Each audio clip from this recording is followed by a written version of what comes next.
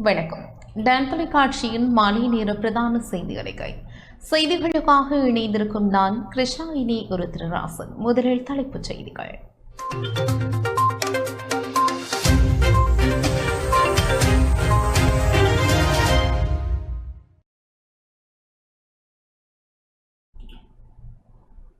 எதிர்க்கட்சித் தலைவருக்கும் இந்திய வெளிவிவகார அமைச்சருக்கும் இடையில் சந்திப்பு.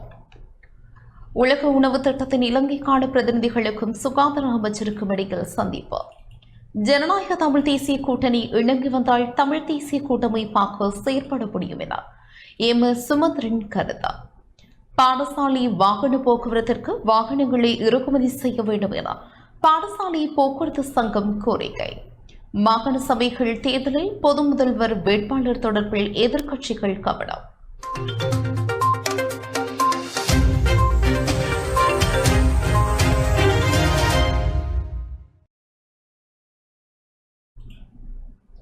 இனி விரிவான செய்திகள். எதிர்க்கட்சித் தலைவருக்கும் இந்திய வெளிவிவகார அமைச்சருக்கும் இடையில் சந்திப்பு இடம்பெற்றதா? எதிர்க்கட்சித் தலைவர் சஜித் பிரேமதாச இந்திய வெளிவிவகார அமைச்சர் டாக்டர் எஸ் ஜெய்சங்கரை சந்தித்தார். இந்நாட்களில் இந்தியாவிற்கு மேற்கொண்டுள்ள உத்தியோகபூர்வ விஜயத்திற்கு மத்தியில் எதிர்க்கட்சித் தலைவர் சஜித் பிரேமதாச இந்திய வெளியுறவு அமைச்சர் எஸ் ஜெய்சங்கரை புதுடில்லியில் சந்தித்தார். இந்திய இலங்கை கூட்டாண்மை, பிராந்திய ஸ்திரத்தன்மை, தொடர்புகள் மற்றும் பரஸ்பர முன்னேற்றம் தொடர்பில் இரு தரப்பினரின் அர்ப்பணிப்புகள் குறித்து பல கருத்துக்களை பரிமாறிக்கொண்டனர். இலங்கையில் அண்மையில் ஏற்பட்ட பொருளாதார நெருக்கடியிலிருந்து இலங்கை மீண்டும் ஒருமுறை மீண்டெழுந்து நிற்பதற்கு தேவையான பயன்பெறும் குறிப்பிடத்தக்க பங்களிப்பை இந்தியா பெற்றுத்தந்தமைக்கு தலையீடு செய்தமைக்காக எதிர்க்கட்சித் தலைவர் நன்றி தெரிவித்தார். இலங்கையின் நீண்டகால பொருளாதார மறுமலர்ச்சியை திட்டமிடுவதற்காக இன்றைய காலத்தை பயன்படுத்துவது குறித்து பல கருத்துக்களை டாக்டர் எஸ் ஜெய்சங்கர் இங்கு முன்வைத்தார். இலங்கை பொருளாதாரத்தில் கண்டுவரும் முன்னேற்றங்கள், தொடர்ச்சியாக நடந்து வரும் சீர்திருத்தங்கள் மற்றும் கடன் நிலைத்த தன்மையை பேணுவதற்கான திட்ட வரைபடம் குறித்து அமைச்சர் டாக்டர் எஸ் ஜெய்சங்கருக்கு இதன்போது எதிர்க்கட்சித் தலைவர் சஜித் பிரேமதாச விளக்கம் அளித்தார். இதன் பிரகாரம் 2028 முதல் கடன் திருப்பிச் செலுத்த ஆரம்பிக்கும் போது IMF வேலை திட்டத்திற்கு பிந்தைய காலகட்டத்தில் எதிர்பார்க்கப்படும் சவால்களையும் எதிர்க்கட்சித் தலைவர் இதன்போது கோடிட்டு காட்டினார். இதன் பொருட்டான பிராந்திய முதலீடு மற்றும் ஒத்துழைப்பால் ஆதரிக்கப்படும் ஒரு நிலைபேறான அபிவிருத்தி மூலோபாயத்தின் அவசியப்பாடு தொடர்பிலும் எதிர்க்கட்சித் தலைவர் இதன்போது சுட்டிக்காட்டினார். வர்த்தகம், எரிசக்தி மற்றும் உட்கட்டமைப்பு வசதிகள் ஆகிய துறைகளில் ஒத்துழைப்பை வலுப்படுத்துவது குறித்தும் இங்கு பல யோசனைகளை இரு தரப்பினராலும் முன்வைக்கப்பட்டன. மேலும் இலங்கையின் புதுப்பிக்கத்தக்க எரிசக்தி ஆற்றல் கொள்ளளவு திறனை விரிவுபடுத்துவது தொடர்பில் அவதானம் செலுத்தப்பட்டதோடு வலையமைப்பு தொடர்புகளை விரிவுபடுத்துவதன் முக்கியத்துவம் தொடர்பிலும் எதிர்க்கட்சித் தலைவர் எடுத்துரைத்தார். பூட்டான் மற்றும் நேபாளத்துடனான இந்தியாவின் வெற்றிகரமான கூட்டாண்மையை பயன்படுத்திக் கொண்டு மின்சாரம் மற்றும் எரிசக்தி ஆகிய துறைகளில் ஒத்துழைப்பு தொடர்பில் ஆராயும் பொருட்டு ஐக்கிய மக்கள் சக்தி நாடாளுமன்ற உறுப்பினர்களுக்கு இந்திய வெளியுறவு அமைச்சு வசதிகளை செய்து தரும் என்று அமைச்சர் ஜெய்சங்கர் இதன்போது உறுதியளித்தார். சமுத்திர விமான இணைப்பு சேவைகள் மற்றும் முன்மொழியப்பட்டுள்ள இரு நாடுகளுக்கு இடையேயான மின்சார இணைப்பு கட்டமைப்பின் இடைத்தொடர்புகள் உள்ளிட்ட முக்கிய ஒத்துழைப்பு முயற்சிகளின் முன்னேற்றங்கள் தொடர்பில் இரு தரப்பினரும் இங்கு மதிப்பாய்வு செய்தனர். பிராந்தியத்தின் ஸ்திரத்தன்மையையும் கடல்சார் போக்குவரத்தின் சுதந்திரத்தையும் பேணி செல்வதற்கு இலங்கையின் மூலோபாய முக்கியத்துவத்தை உணர்ந்து பிராந்திய பாதுகாப்பு மற்றும் முன்னேற்றம் கண்டு வரும் இந்திய பெருங்கடல்சார் பாதுகாப்பு கட்டமைப்பு உருவாக்கத்தில் இலங்கையின் வகிவாகம் குறித்தும் இவர்கள் கருத்துக்களை பரிமாறிக்கொண்டனர். மூலோபாய சமநிலை மற்றும் சுயாதீனத்தை பேணிக்கொண்டு அனைத்து பங்குதாரர்களுடனும் வெளிப்படையாக தொடர்புகளை பேணி நடைமுறைக்கு ஏற்ற அணிசேரா கொள்கைக்கான இலங்கையின் உறுதிப்பாட்டை எதிர்க்கட்சித் தலைவர் சஜித் பிரேமதாச மீண்டும் உறுதிப்படுத்தினார். இங்கு வெளிவிவகார அமைச்சர் டாக்டர் எஸ் ஜெய்சங்கர் இந்த அணுகுமுறையை ஏற்றுக்கொண்டு இலங்கையின் ஸ்திரத்தன்மை இந்தியாவின் சொந்த பாதுகாப்பு மற்றும் செழிப்புக்கு அவசியமாக அமைந்து காணப்படுகின்றது என்றும் குறிப்பிட்டார். எதிர்க்கட்சித் தலைவர் சஜித் பிரேமதாச இந்திய நாடாளுமன்ற உறுப்பினர் ஜசீர் தாரூரை சந்தித்தார். எதிர்க்கட்சித் தலைவர் சஜித் பிரேமதாச இந்திய நாடாளுமன்ற உறுப்பினர் கலாநிதி சசிதரூரை சந்தித்தார். இந்திய விஜயத்தின் மற்றொரு முக்கியமான நாளான இன்று புதுடில்லியில் இந்திய நாடாளுமன்ற உறுப்பினரும் காங்கிரஸ் கட்சியின் சிரேஷ்ட தலைவருமான டாக்டர் சசிதரூர் சந்தித்தார். ஜனநாயக விழுமியங்களை வலுப்படுத்துதல், இரு நாட்டு மக்களிடையே உறவுகளை மேம்படுத்தல் மற்றும் இலங்கைக்கும் இந்தியாவுக்கும் இடையிலான ஒத்துழைப்பை மேம்படுத்தல் உள்ளிட்ட பல முக்கிய விடயங்கள் குறித்து இங்கு இருதரப்பினரும் அவதானம் செலுத்தினர். இங்கு இரு தரப்பினரிடையே இரு நாடுகளினதும் அபிவிருத்தி சார் பல விடயங்கள் குறித்தான கருத்து பரிமாறிக்கொண்டனர். எதிர்க்கட்சித் தலைவர் சஜித் பிரேமதாச மக்களவை சபாநாயகர் ஓம் பிர்லாவை சந்தித்தார். நாடாளுமன்ற ஒத்துழைப்பை மேலும் வலுப்படுத்தும் நோக்கில் எதிர்க்கட்சித் தலைவர் சஜித் பிரேமதாச மக்களவை சபாநாயகர் ஓம் பிர்லாவை சந்தித்தார். எதிர்க்கட்சித் தலைவர் சஜித் பிரேமதாசவின் இந்தியாவிற்கான உத்தியோகபூர்வ விஜயத்தின் போது நாடாளுமன்ற ஒத்துழைப்பை வலுப்படுத்துதல் மற்றும் நாடாளுமன்ற செயல்முறை தொடர்பான சிறந்த நடைமுறைகளை பகிர்ந்து கொள்வதில் அவதானம் செலுத்தி பெருமதியான கலந்துரையாடல் நிமித்தம் இந்திய மக்களவை சபாநாயகர் ஓம் பிர்லாவை இன்று சந்தித்தார்.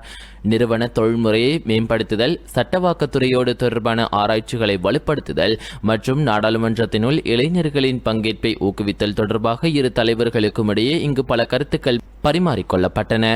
கட்டமைப்பு சார் பரிமாற்றங்கள், கல்வி சுற்றுலாக்கள் மற்றும் திறன் மேம்பாடு போன்ற முன்முயற்சிகள் மூலம் இலங்கை நாடாளுமன்றத்திற்கும் இந்திய மக்களவைக்கும் இடையிலான ஒத்துழைப்பை மேலும் மேம்படுத்த இவர்கள் இணக்கம் தெரிவித்தனர். ஜனநாயகம், வெளிப்படைத்தன்மை மற்றும் நாடாளுமன்ற ஒருமைப்பாட்டினது மதிப்புகளுக்காக இரு நாடுகளிலும் பகிர்ந்து கொள்ளப்பட்ட அர்ப்பணிப்புகளை இச்சந்திப்பு சுட்டிக்காட்டின. இந்த கலந்துரையாடல்களைத் தொடர்ந்து மக்களவை கட்டிட தொகுதியில் அமைந்துள்ள புதிய சபாநாயகர் அலுவலகத்தை பார்வையிட எதிர்க்கட்சித் தலைவர் சஜித் பிரேமதாச அழைக்கப்பட்டார். இங்கு அதிநவீன வசதிகளையும் முழுமையாக டிஜிட்டல் மயமாக்கப்பட்ட காகிதமில்லா நாடாளுமன்ற இயக்க முறை கட்டமைப்பு, நவீனமயமான சட்டமன்ற நிர்வாகம், செயல்திறன் தொடர்பான மாதிரியையும் இதன் போது கண்டுகொள்ள முடிந்தது. உலக உணவு திட்டத்தின் இலங்கைக்கான பிரதிநிதிக்கும் சுகாதார அமைச்சருக்கும் இடையில் சந்திப்பு இடம்பெற்றது. உலக உணவு திட்டத்தின் இலங்கைக்கான பிரதிநிதிக்கும் மற்றும் இயக்குநருமான பிலிப் வாட்டுக்கும் சுகாதார மற்றும் ஊடக அமைச்சர்களுக்கும் இடையிலான சந்திப்பு ஒன்று நடைபெற்றது. 2023 தொடக்கம் 2027 ஆண்டுக்கான உலக உணவு திட்டத்தின் மூலோபாய திட்டம் மற்றும் உணவு பாதுகாப்பு மற்றும் ஊட்டச்சத்து பாதுகாப்பு குறித்தும் அரசாங்கத்தின் எதிர்கால திட்டங்கள் குறித்தும் இங்கு கலந்துரையாடப்பட்டது. உலக உணவு திட்டத்தின் இலங்கைக்கான பிரதிநிதிகம் மற்றும் இயக்குநருமான பிலிப் வாட் மற்றும் அரசாங்க நட்புறவு அதிகாரி முஸ்தபா நெஹ்வ் ஆகியோர் நேற்று மதியம் சுகாதார மற்றும் ஊடக அமைச்சர் நலிந்த ஜாதசவை சுகாதார அமைச்சர் சந்தித்தனர். 2023-2027 ஆண்டுகளில் உலக உணவு திட்டத்தின் பிரதான திட்டம் மற்றும் எதிர்கால நடவடிக்கைகள் குறித்து கலந்துரையாடப்பட்டது. குறிப்பாக உணவு பாதுகாப்பு மற்றும் ஊட்டச்சத்து பாதுகாப்பிற்கான அரசாங்கத்தின் எதிர்கால வேலை திட்டத்தின் அடிப்படையில் இங்கு கவனம் செலுத்தப்பட்டது. தாய்மார்கள் மற்றும் குழந்தைகளின் ஊட்டச்சத்து நிலையை மேம்படுத்துவதற்கும் ஊட்டச்சத்து குறைபாட்டை நீக்குவதற்கும் அதன் மூலம் சரியான ஊட்டச்சத்துடன் ஆரோக்கியமான குடிமக்களை உருவாக்குவதற்கும் உலக உணவு திட்டம் தொடர்ந்தும் தனது பங்களிப்பை வழங்கும் என்பதும் குறிப்பிடத்தக்கது. மேலும் நாட்டின் உற்பத்தி செய்யப்படும் உணவுக்கு சரியான சந்தையை உருவாக்குவது குறித்தும் கலந்துரையாடப்பட்டது. உணவு பாதுகாப்பை மேம்படுத்துதல், ஊட்டச்சத்து குறைபாட்டை குறைத்தல் ஆகியவற்றுக்கான தேசிய முயற்சிகளுக்கு ஆதரவாக உலக உணவு திட்டத்தின் தரத்தை செயல்படுத்துவதில் தலைமை தாங்கியதற்காக உலக உணவு திட்டத்தின் இயக்குநருக்கான பிரதிநிதியாக நியமிக்கப்பட்ட பிலிப் வாட்டு சுகாதார மற்றும் வெகுஜன ஊடக அமைச்சர் நலிந்த ஜெயதசவுக்கு நன்றி தெரிவித்தார். பொருளாதார நெருக்கடியிலிருந்து இலங்கை மீண்டு வருவதால் உணவு அமைப்புகள் மீண்டும் கட்டியெழுப்புவதற்கும் அனைவருக்கும் உணவு மற்றும் ஊட்டச்சத்து பாதுகாப்பை உறுதி செய்வதற்கும் அவர் அளித்த பங்களிப்பிற்காகவும் அமைச்சர் தனது நன்றியை தெரிவித்தார். 1968 ஆண்டு உணவு திட்டம் பொருளாதார மற்றும் காலநிலை சவால்களை எதிர்கொள்ளும் இலங்கை தொடர்பிலும் இலங்கை மக்களின் உணவு பாதுகாப்பு, ஊட்டச்சத்து பாதுகாப்பு ஆகியவற்றிற்கும் உலக உணவு திட்டத்தின் இலங்கைக்கான பிரதிநிதி பிலிப் வாட்டு இலங்கை அரசாங்கத்துடன் இணைந்து உலக உணவு திட்டத்தின் பணிகளை தொடர தேவையான ஆதரவை வழங்கியதற்காக இலங்கை அரசாங்கத்திற்கும் சுகாதார அமைச்சருக்கும் தனது நன்றியை தெரிவித்தார். சுகாதார துணை அமைச்சர் கன்ஷ்கா விஜயமுனி மற்றும் சுகாதார மற்றும் ஊடக அமைச்சின் செயலாளர் டாக்டர் அனில் ஜாசிங் ஆகியோரும் கலந்து கொண்டனர்.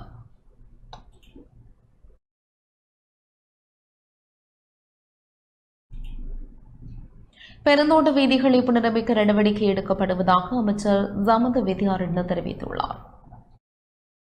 500 மில்லியன் ரூபாய் செலவில் பெருந்தோட்ட பகுதிகளில் உள்ள வீதிகள் புனரமைக்கப்பட உள்ளதாக பெருந்தோட்ட மற்றும் சமூக உட்கட்டமைப்பு அமைச்சர் சமந்த வித்யாரத்ன தெரிவித்துள்ளார். அமைச்சில் நேற்று இடம்பெற்ற ஊடகவியலாளர் சந்திப்பின் போதே அவர் இதனை தெரிவித்துள்ளார். ඒ වගේම තවත් කාරණයක් අපි මේ රටේ ජනතාවට දැනුවත් කරනවා. අපේ වැවිලි ප්‍රජාව ඉන්න මලේගම් ප්‍රජාව ඉන්න විශේෂම කඳුකර ප්‍රදේශයේ மலையகத்தின் தோட்டப்பகுதியில் உள்ள பழைய வீதிகளை புனரமைப்பதற்காக 500 மில்லியன் ரூபாய் நிதி ஒதுக்கீடு செய்ய அமைச்சரவை அனுமதி வழங்கப்பட்டுள்ளது. தோட்டப்பகுதிகளின் வீதிகள் முறையாக இன்மை நாட்டின் உற்பத்தி மற்றும் தொழில்துறையின் வளர்ச்சியை நேரடியாக பாதிக்கிறது. மலையக மக்களின் அன்றாட செயற்பாடுகளுக்கும் பாதகமாக அமைகின்றது. தோட்டத்துடன் தொடர்புடைய சுற்றுலாவை மேம்படுத்துவதே முதன்மை நோக்கம் என்பதால் இந்த தோட்டத்துடன் தொடர்புடைய வீதிகளை தோட்டங்களை மேம்படுத்துவது அவசியமாகும். இந்த தோட்டங்களுடன் தொடர்புடைய வீதிகள் ஒருபுறம் வீதி மேம்பாட்டு ஆணையத்திற்கு சொந்தமானவை அல்ல, மறுபுறம் மாகாண சபைகளுக்கு சொந்தமானவை அல்ல, மேலும் அவை மாகாண நிர்வாகங்களுக்கு சொந்தமானவையும் அல்ல. அதேபோன்று தோட்ட வீதிகள் கடந்த காலங்களில் உரிமையாளருக்கு சொந்தமானவை அல்ல என்பதால் அவை புனரமைக்கப்படவில்லை. அதேபோன்று நிறுவனங்களின் கீழ் இருந்த தோட்ட வீதிகளை அவர்கள் பராமரிக்கவில்லை, ஏனெனில் அவர்களுக்கு பொருளாதார வலிமை இல்லை என்று கூறி அவர்கள் கைகளை கழுவினார்கள். எனவே அரசாங்கம் இந்த வீதிகள் அனைத்தையும் புனரமைக்க முடிவு செய்துள்ளது. அதற்கமைய மலையகத்தின் தோட்டப்பகுதியில் உள்ள வீதிகளை புனரமைப்பதற்காக 500 மில்லியன் ரூபாய் நிதி ஒதுக்கீடு செய்ய அமைச்சரவை அனுமதி பெறவுள்ளது. அதற்கமைய புனரமைப்பு பணிகள் மேற்கொள்ளப்பட உள்ளன. ඉදිරි මේ මාස කීපය ඇතුළත ප්‍රතිසංස්කරණය කිරීමට නැත්නම් කොන්ක්‍රීට් කරන්න නැත්නම් සමහර තැන්වල කාපට් කරන්න අදාළ මුදල් මේ විදිහට ලැබුණා. ඉතින් මාර්ග සඳහාත් විශාල මුදලක් මේ වෙලාවේ අපේ අමාත්‍යාංශයෙන් වතුකරයට යොදවන බව අපි මේ රටේ ජනතාව දැනුවත් කරන්න අවශ්‍යයි. பௌர்ணமி தினத்தை முன்னிட்டு யாழ்ப்பாணத்தில் மாணவர்களுக்கு துவிச்சக்கர வண்டிகள் வழங்கப்பட்டன. பௌர்ணமி தினத்தை முன்னிட்டு பாடசாலை மாணவர்களுக்கு துவிச்சக்கர வண்டிகள் வழங்கும் நிகழ்வு இன்று யாழ்ப்பாணம் சங்காணி பிரதேச செயலகத்தில் இடம்பெற்றது. சங்காணி பிரதேச செயலக பிரிவில் வசிக்கின்ற பொருளாதார ரீதியாக நலிவுற்ற 10 மாணவர்களுக்கு இவ்வாறு துவிச்சக்கர வண்டிகள் வழங்கி வைக்கப்பட்டன. விருந்தினர்கள் மாலைகள் மற்றும் பொன்னாடிகள் அணிவித்து கௌரவிக்கப்பட்டனர். கலாநிதி சிதம்பரம் மோகன் தலைமையில் இடம்பெற்ற நிகழ்வில் பிரதம அதிதியாக யாழ்ப்பாணம் இந்திய துணை தூதர் சாய் முரளி பங்கேற்றார். நிகழ்வில் மதகுருமார்கள் யாழ் இந்திய துணை தூதரக அதிகாரி நாகராஜன், சங்காணி பிரதேச செயலாளர் கவிதா உதயகுமார், கிராம சேவகர்கள், மாணவர்கள் மற்றும் பெற்றோர்கள் பங்கேற்றனர்.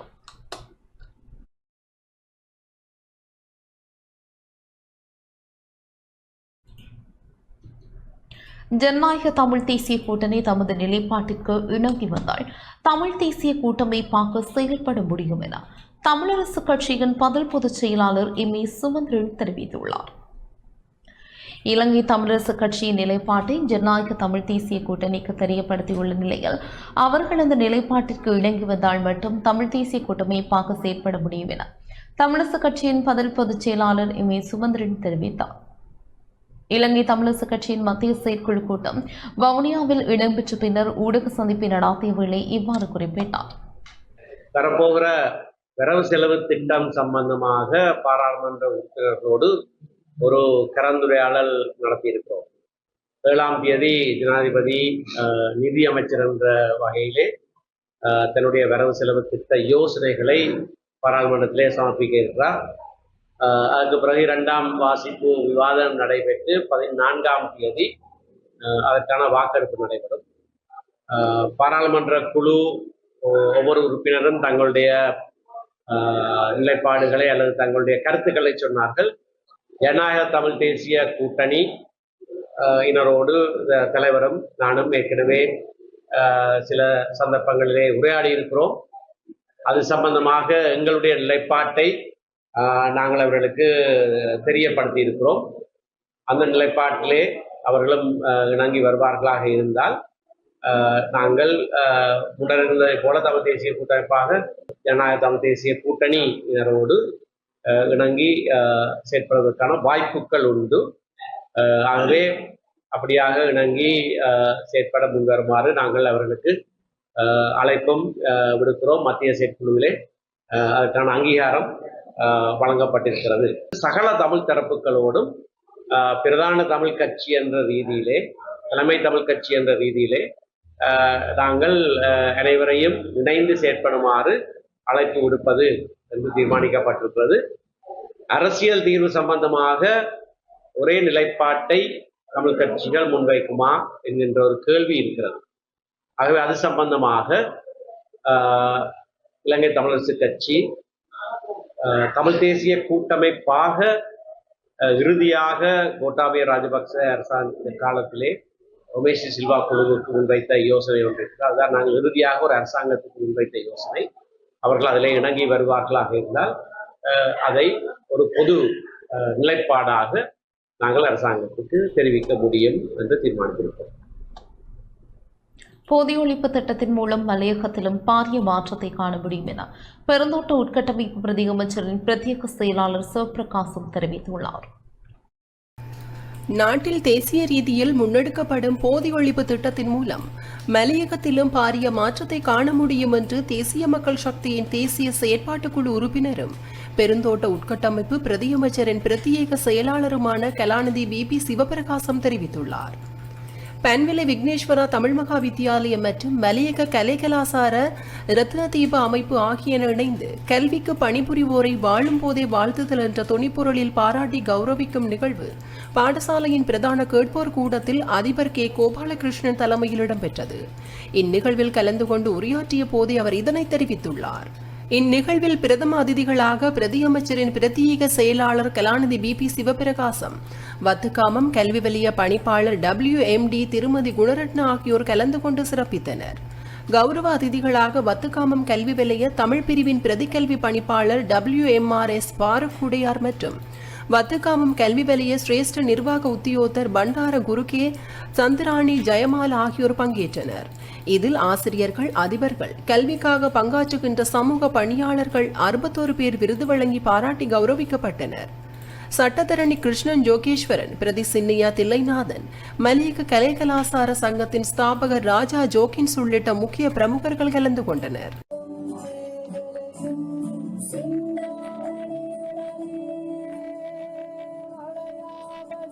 பாடசாலைகள் வரைக்கும் இந்த மது போதை ஊடுருவி இருக்கின்றது. மலையகத்திலே மது போதை பாரியதொரு பிரச்சனையாக இருக்கின்றது. மலையக இளைஞர்கள், மலையக யுவதிகள், பெரியவர்கள் இந்த மது போதைக்கு அடிமையாகி இருக்கின்றார்கள். பொருளாதாரத்தை இழக்கின்றார்கள், நாட்டை சீரழிக்கின்றார்கள். இந்த நாட்டுடைய தலைவர் ஜனாதிபதி முதல் அனைவரும் செயல்பட்டுக் கொண்டிருக்கின்றார்கள். நீங்கள் உங்களுடைய பங்களிப்பை வழங்க வேண்டும். பாடசாலை வாகன போக்குவரத்திற்கு வாகனங்களை இறக்குமதி செய்ய வேண்டும் என பாடசாலை மாணவர்கள் போக்குவரத்து சங்கத்தின் தலைவர் லலித் சந்திரஸ்ரீ பெர்னாண்டோ தெரிவித்துள்ளார்.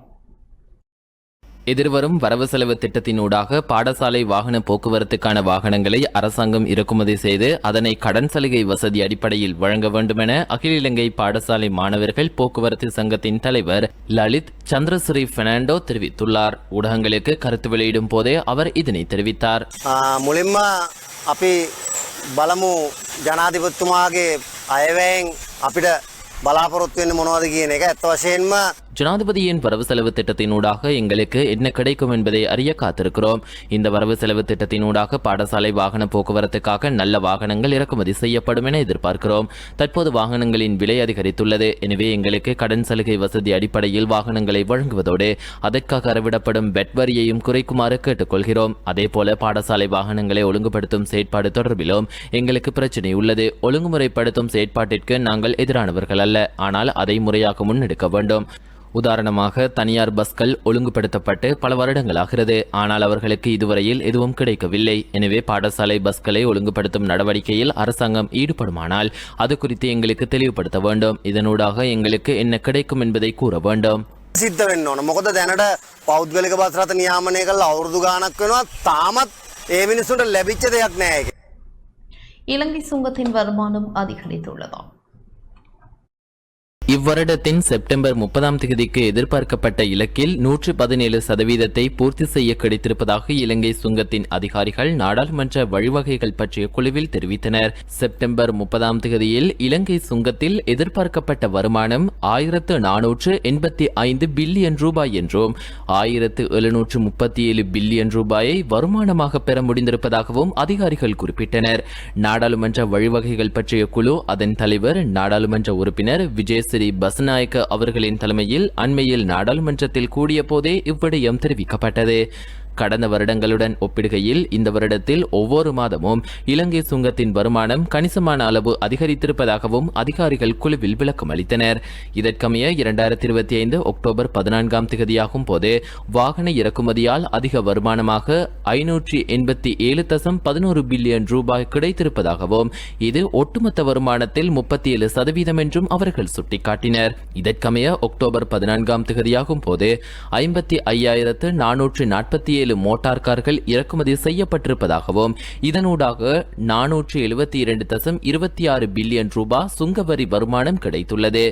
733 சரக்கு போக்குவரத்து வாகனங்களின் இறக்குமதியின் மூலம் 48.67 பில்லியன் ரூபாய் வருமானம் கிடைத்துள்ளது.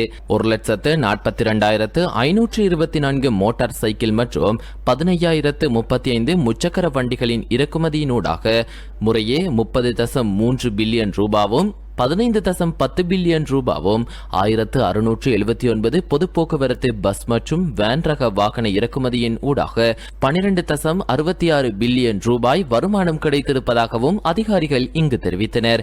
இலங்கை சுங்கத்தின் எதிர்கால இலக்குகள் மற்றும் தொழில்நுட்ப அபிவிருத்திகள் குறித்தும் குழு கவனம் செலுத்தியது.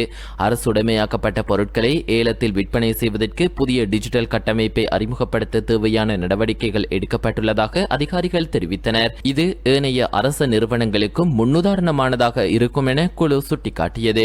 குழுவின் உறுப்பினர்களான பிரதியமைச்சர்களான பேராசிரியர் ருவன் ரணசிங்க, இரங்க வீரரத்ன, நாடாளுமன்ற உறுப்பினர்களான சட்டத்தரணி அஜித் பி பெரேரா, சட்டத்தரணி சுஜீவ சேனசிங்க, சுஜித் சஞ்சய பெரேரா, சுனில் பியன்வில மற்றும் சம்பிக்க ஹெட்டியாரச்சி ஆகியோரும் இலங்கை சுங்கத்தின் பணிப்பாளர் நாயகம் சீவலி அருகொட உள்ளிட்ட அதிகாரிகளும் இக்கூட்டத்தில் கலந்து கொண்டனர். ஹட்டன் நுவரெலியா பிரதான வீதிகள் முச்சக்கர வண்டி விபத்துக்குள்ளானதா? ஹட்டன் நுவரெலியா பிரதான வீதியில் முச்சக்கர வண்டியொன்று இன்று விபத்துக்குள்ளாகியுள்ளது. நுவரெலியாவில் இருந்து நானுஓயா நோக்கி பயணித்த முச்சக்கர வண்டியொன்று வெண்டிகோணர் பகுதியில் வீதியை விட்டு விலகி பள்ளத்தில் கவிழ்ந்து விபத்துக்குள்ளாகியுள்ளது. முச்சக்கர வண்டியில் பயணித்த சாரதிக்கு காயங்கள் எதுவும் இல்லை என தெரிவிக்கும் போலீசார் மேலதிக விசாரணைகளை முன்னெடுத்துள்ளனர்.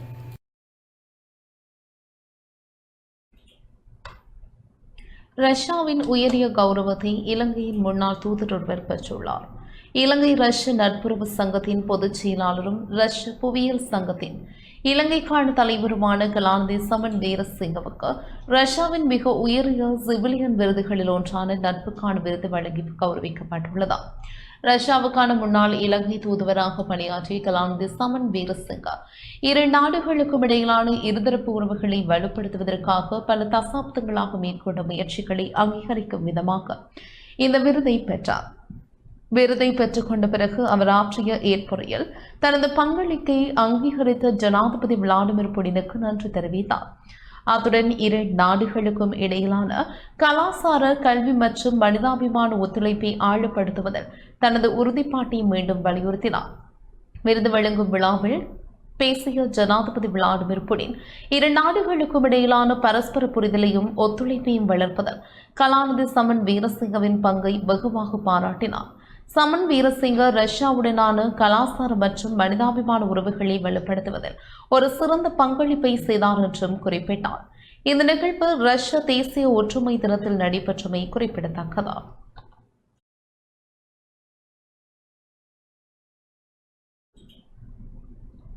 வெள்ளவத்தை கற்பகம் காட்சியறை மீள திறந்து வைக்கப்பட்டதாம். வெள்ளவத்தை கற்பகம் காட்சியறை பெருந்தோட்டம் மற்றும் சமூக உட்கட்டமைப்பு வசதிகள் பிரதி அமைச்சர் சுந்தரலிங்கம் பிரதீப்பால் வெள்ளவத்தை பொஸ்வெல் பிளேஸில் நேற்று செவ்வாய்க்கிழமை நவீன வசதிகளுடன் மீள திறந்து வைக்கப்பட்டதாம். 1985 ஆண்டு முதல் தலைநகர் கொழும்பு வெள்ளவத்தையில் இயங்கி வந்த கற்பகம் பனை சார்ந்த உற்பத்திகள் மற்றும் உணவுப் பொருட்கள் விற்பனை நிலையமானது கடந்த சில மாதங்களாக மூடப்பட்டிருந்ததாம். இந்த நிலையில் தற்போது பெருந்தோட்டம் மற்றும் சமூக உட்கட்டமைப்பு வசதிகள் அமைச்சின் கீழ் இயங்கும் பனை அபிவிருத்தி சபையின் கற்பகம் வெள்ளவத்தை காட்சியறையை நவீன வசதிகளுடன் மீள ஆரம்பிக்க நடவடிக்கை எடுக்கப்பட்டுள்ளது. காட்சியறையை திறந்து வைத்து உரையாற்றிய பெருந்தோட்டம் மற்றும் சமூக உட்கட்டமைப்பு வசதிகள் பிரதி அமைச்சர், வடக்கு கிழக்கு மக்களின் கற்பக தருவான பணி அந்த மக்களின் வாழ்வாதாரத்திற்கு தேவையான பல பொருட்களை அள்ளித் தருவதோடு கலாசாரம், பொருளாதாரம் மற்றும் அன்றாட வாழ்க்கையுடன் மிகவும் பின்னி பிணைந்துள்ளது. நாட்டில் ஏற்பட்ட அசாதாரண சூழ்நிலையிலும் கூட வடக்கு கிழக்கில் சமூக பொருளாதாரத்தில் பணி முக்கிய பங்கு வகித்தது. வெள்ளவத்தையில் மீள திறக்கப்பட்டுள்ள இந்த காட்சியறை மூலம் தலைநகரில் வாழும் மக்கள், சுற்றுலா பயணிகள் மற்றும் வெளிநாட்டவர்கள் ஆகியோர் வடக்கு கிழக்கு மக்களின் பனை சார்ந்த உற்பத்திகள், பனை அபிவிருத்தி சபையின் உற்பத்தி பொருட்கள் மற்றும் உணவுப் பொருட்களை பெற்றுக்கொள்வதற்கு இலகுவாக அமையும் என்றார். பனை சார்ந்த உற்பத்தி பொருட்களை நாடு முழுவதும் கொண்டு செல்வதற்கு கற்பகம் காட்சி அறைகளை விஸ்தரிக்க தீர்மானங்கள் மேற்கொண்டுள்ளதாக குறிப்பிட்ட பிரதியமைச்சர் பனை சார்ந்த உற்பத்திகளை மேற்கொள்வதற்கு நவீன தொழில்நுட்பங்களை பயன்படுத்தி அதன் உற்பத்திகளை அதிகரிப்பதற்கான திட்டங்களை முன்னெடுக்க உள்ளதாகவும் தெரிவித்தார்.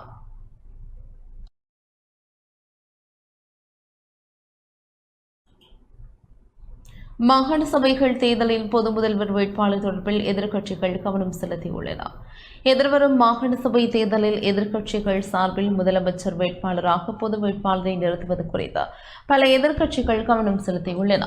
முன்னாள் அமைச்சர் ஜிஎல் பீரிஸின் இல்லத்தில் கூடிய போதே இந்த விடயத்தை அலசினார்.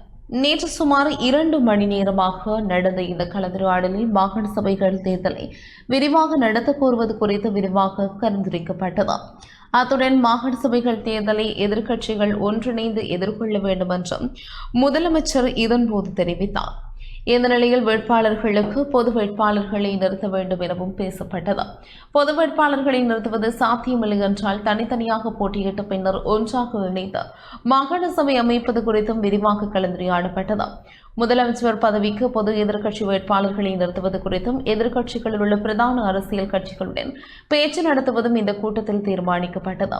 பேராசிரியர் ஜிஎல் பீரிஸ் தலைமையில் நடந்த இந்த கூட்டத்தில் தியாசர் ஜாசகர, மனோ கணேசன், சம்பிக் ரெண்டவக்க, லசந்த அழகியவண்ண, அனுர பிரியதர்ஷன யாப்பா, மஹிந்த அமரவீர உட்பட பலரும் கலந்து கொண்டனர்.